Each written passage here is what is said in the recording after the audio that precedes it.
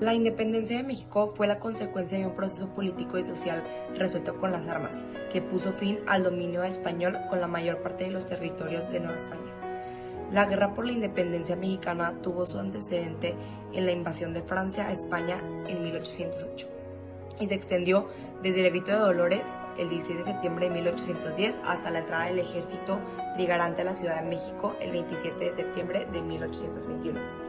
El movimiento independentista mexicano tiene como marca la Ilustración y las revoluciones liberales de la última parte del siglo XVIII.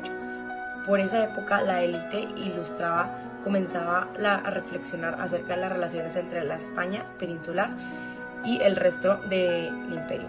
Los cambios en la estructura social y política derivados de las reformas borbónicas, a lo que sumó una profunda crisis económica en Nueva España. También generaron un malestar entre algunos segmentos de la población.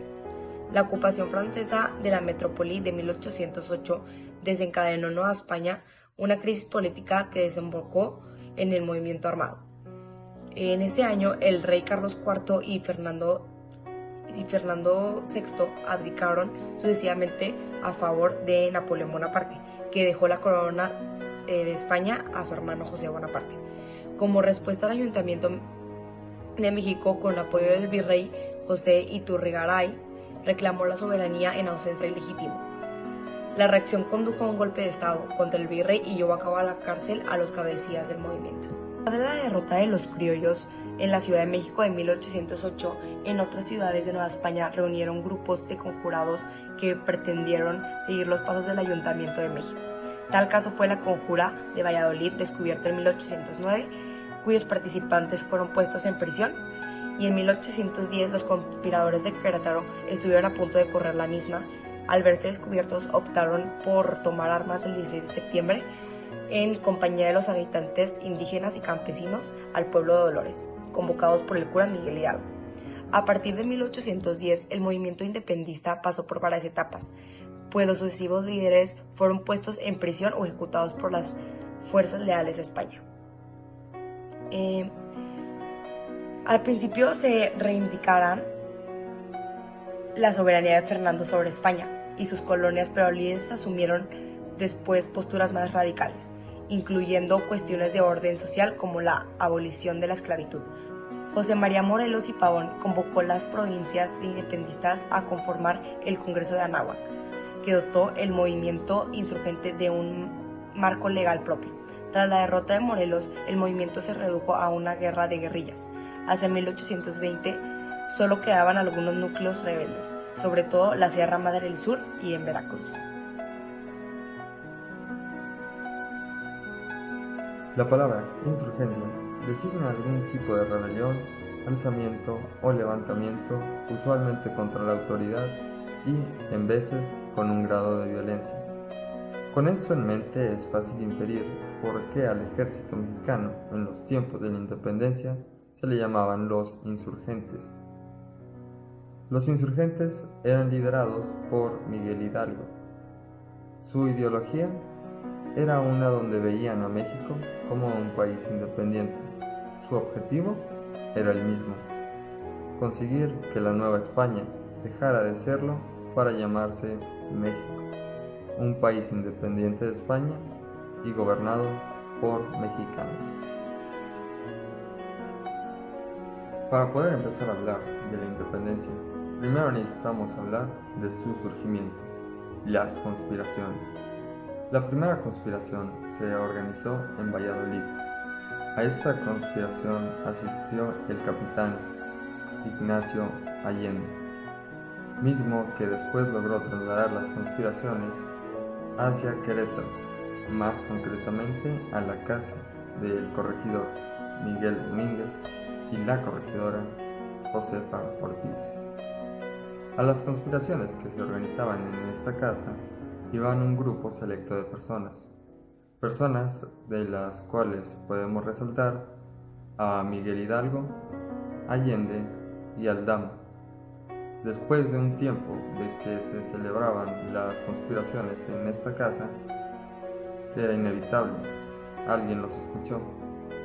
Se levantó una denuncia y terminaron tratando de poner una detención a todos aquellos que participaban en estas conspiraciones. Se enteró de esto Josefa Ortiz y decidió informarles a Allende y a Aldama antes de que las detenciones se llevaran a cabo.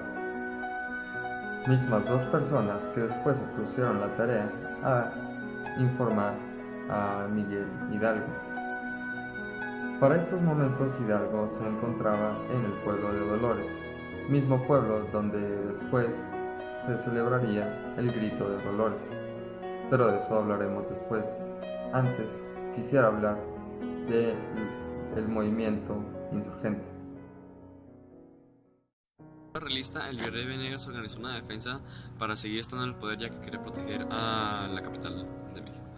Se le encargó a María Félix Calleja que organizara otra defensa, y llevó a la Virgen a la capital del país para protegerse a sí mismo del ejército insurgente. La estrategia de Félix María Calleja constataba de organizar su defensa en pueblos y haciendas, y ya que estos últimos rechazaron rotundamente, ya que estos eran pueblos pacíficos y no querían involucrarse en batallas ni guerras, además de que pensaban, y de hecho iba a escasear los alimentos, la ganadería, y pensaban que los iban a mandar a guerras y batallas, lo cual iba a afectar al propio pueblo y a su economía. Con todo lo ocurrido, y debido a que el ejército realista tenía un gran desempeño y organización en sus defensas, Miguel Hidalgo comenzó a perder batallas. Debido a esto se refugió en Guadalajara, que fue lo único que lo motivó a seguir, ya que Guadalajara lo recibió con un gran entusiasmo. Después de esto, Miguel Hidalgo pensó que Guadalajara era una gran base, debido a su capacidad económica, sus recursos y su localidad topográfica. Además de esto, el cura Hidalgo decidió decirle al cura José María Mercados que reuniera a San Blas y a Tepic para que se unieran a la causa. También después de esto, le ordenó al cura José María González que juntara a la demás localidad occidental. Lo anterior dicho fue una gran labor legislativa. Después de esto, el 29 de noviembre se declaró la abolición de la esclavitud y el tributo indígena y estanco. Además de esto, el 5 de diciembre se declaró que todas las tierras de México eran de exclusivo uso indígena. También se declaró que se podía ejecutar a militares españoles. Calleja, llenos de seguridad, tomaron sus tropas para tomar Guadalajara. Allende, llegando a una derrota, al escuchar la noticia, sabía que no tenía oportunidad contra el ejército realista. Aún así, decidió juntar a las tropas insurgentes para darles batalla. Eran 5.000 militares del ejército realista y 90.000 del ejército insurgente. Aún así, Allende estaba convencido de que no podía tener oportunidad contra el ejército realista. Desgraciadamente, Allende tuvo razón. A la hora de la batalla, los vientos propiciados provocaron un incendio, lo cual quemó las municiones y el ejército insurgente se quedó sin armamento. Debido a esto, el ejército insurgente se vio obligado a huir a Occidente, en donde después destituyeron a Miguel Hidalgo como líder y ascendieron a Allende como su nuevo líder. Yo voy a hablar de la contraofensiva realista. Esta inició en 1811 y fue cuando se descubrieron dos conspiraciones, las cuales pretendían hacer una junta en la capital. En ese momento Calleja informó que entre los americanos se había extendido una serie de francmasonería y sin duda se referían a la Sociedad Secreta de los Guadalupes. Esta era una asociación elitista que estaba del lado de los insurgentes y fue formada en la Ciudad de México. También voy a hablar de los intentos de reorganización. Un personaje muy importante en esta etapa es Ignacio López Rayón. Él instaló en Zitácuaro la Suprema Junta Gubernativa de América, también en 1811. Esta junta influyó para que los primeros insurgentes que surgieron permanecieran unidos. La imprenta lo ayudó mucho para propagar las ideas que él tenía acerca de la libertad y envió un agente a Estados Unidos de América con la esperanza de conseguir ayuda en cuanto a la libertad. Su intento de promulgar la Constitución redactada fracasó porque él desalojó la Junta, que sin un lugar de reunión y de apoyo se disolvió en 1813. Mientras tanto, ya había surgido un nuevo líder, quien es José María Morelos y Pavón, y él contó con el apoyo de los guadalupes y lo ayudaron en cuanto a dinero, información e imprenta. Y también le daban muchos consejos. Morelos fue una persona que a lo largo de la historia es muy conocido en la independencia de México. Es uno de los personajes más importantes. Él perdió a su padre muy temprana edad. Él no pudo seguir sus estudios como deseaba y trabajó mucho en diversos menesteres antes de estudiar en un colegio que se llamaba San Nicolás. Ahí conoció a Miguel Hidalgo y ahí se hicieron como pues los cómplices que fueron, ahí se hicieron pareja laboral en sí. Él estaba muy familiarizado con la gente del pueblo y su conocimiento le fue muy útil para su nuevo desempeño.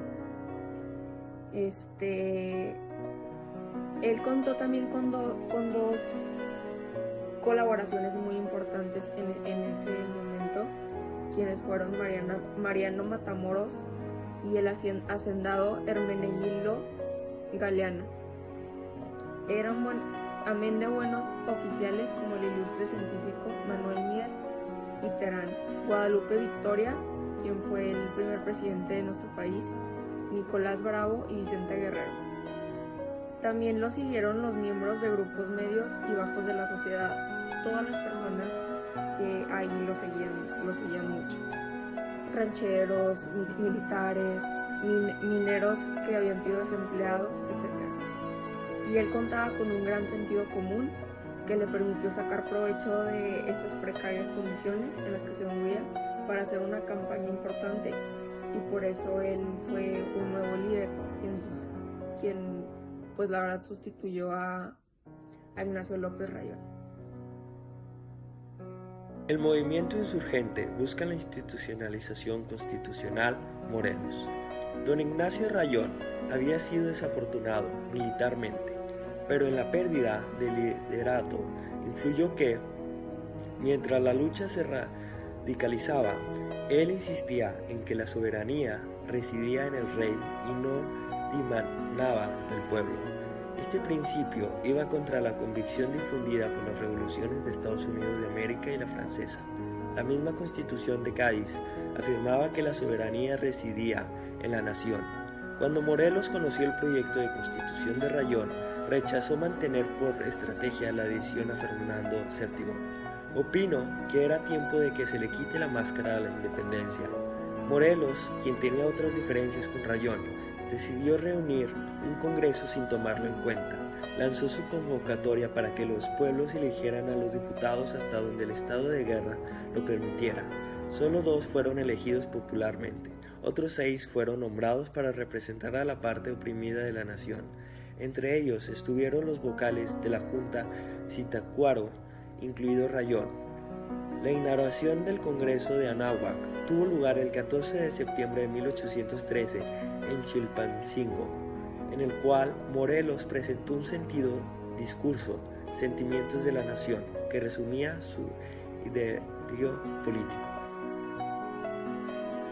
La desarticulación de la lucha insurgente. Con la muerte de Morelos, las divisiones en el bando insurgente se multiplicaron y Calleja pudo reducirlos a guerrillas dispersas, al tiempo que el ejército se fortalecía con la llegada de tropas profesionales de España. El Frente Realista recuperó muchas plazas, pero no logró la pacificación del territorio, en cuyos caminos asolaban los bandoleros.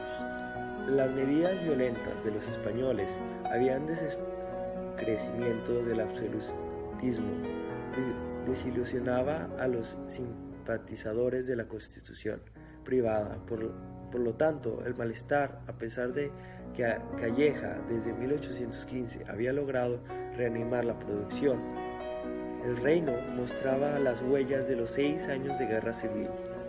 La miseria y la ruina lo habían devastado. Los pueblos estaban hartos de todos los ejércitos realistas e insurgentes, pues ambos los desgarraban con sus impuestos extraordinarios, toma de caballos, reses y alimentos y la destrucción como medida de guerra. Los enemigos del hábil virrey lograron que fuera sustituido el 16 de septiembre de 1816 por Juan Ruiz de Apodaca, quien probaría una nueva política, la conciliación.